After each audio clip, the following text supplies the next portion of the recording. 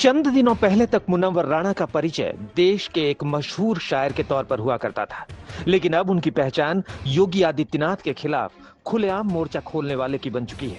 शेरो शायरी की दुनिया में अव्वल मुकाम हासिल कर चुके मुनव्वर राणा की जुबान से अब उत्तर प्रदेश के सीएम योगी के लिए तंज निकल रहा है, आरोप निकल रहे हैं, सवाल निकल रहे हैं और चुनौती निकल रही है। सबसे बड़ी बात, अगर 2022 में योगी आदित्यनाथ दोबारा से उत्तर प्रदेश के मुख्यमंत्री बनते हैं तो मुनव्वर राणा उत्तर प्रदेश ही छोड़ देंगे।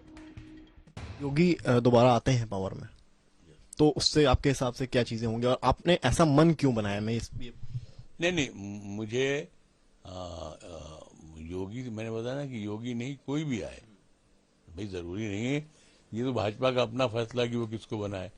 आप कहाँ जाने की सोच रहे हैं और क्यों? नहीं,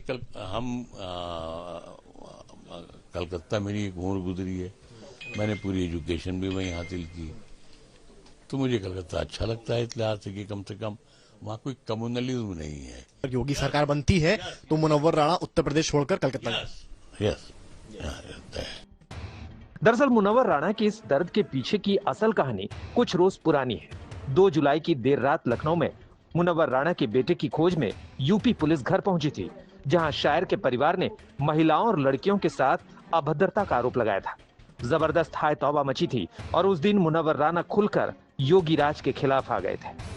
वो तो हमारे बेटे को मार करके ये भी साबित करवा सकती है कि मुनव्वर राणा बहुत बड़ा आतंकवादी है।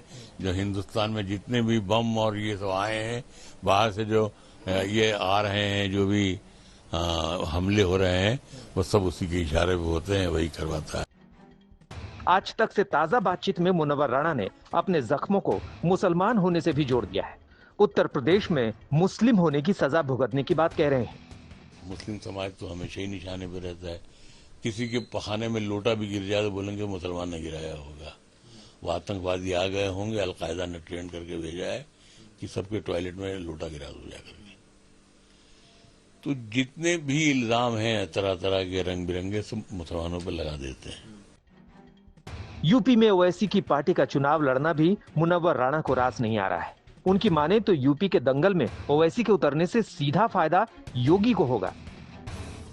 इनको लाया ही इसीलिए जा रहा है कि मुसलमानों के वोट बढ़ जाएं और बढ़ने के बाद वो कौम वही कहलाए जो ओवैसी चाहते हैं कि ये पंचर जोड़ने वाली कौम। यूपी में अगले ही साल विधानसभा चुनाव है और चुनावी मौसम में मुनव्वर राणा के ये बयान खुद ब खुद सियासी हो जाते हैं। योगी के खिलाफ बोला गया एक एक शब्द, एक एक आरोप विपक्ष के लिए गर्मागर्म मुद्दा बन जाता है।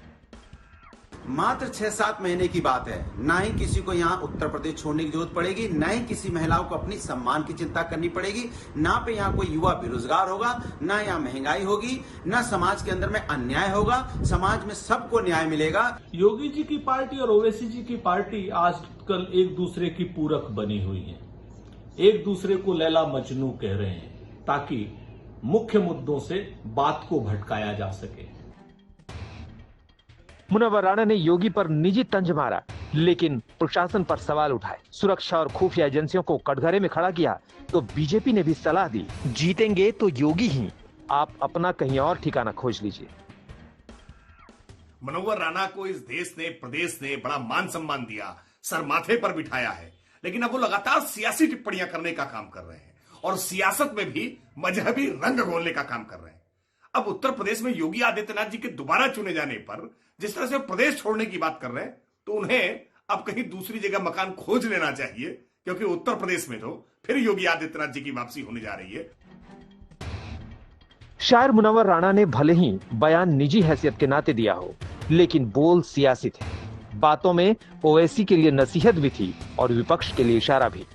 मुसलमानों की बात कर मुनव्वर ने एक समुदाय विशेष के लिए हमदर्दी जाहिर कर उनके लिए भी संदेश जारी कर दिया। अब फैसला 2022 ही करेगा। लखनऊ से समर्थ श्रीवास्तव के साथ आज तक ब्यूरो।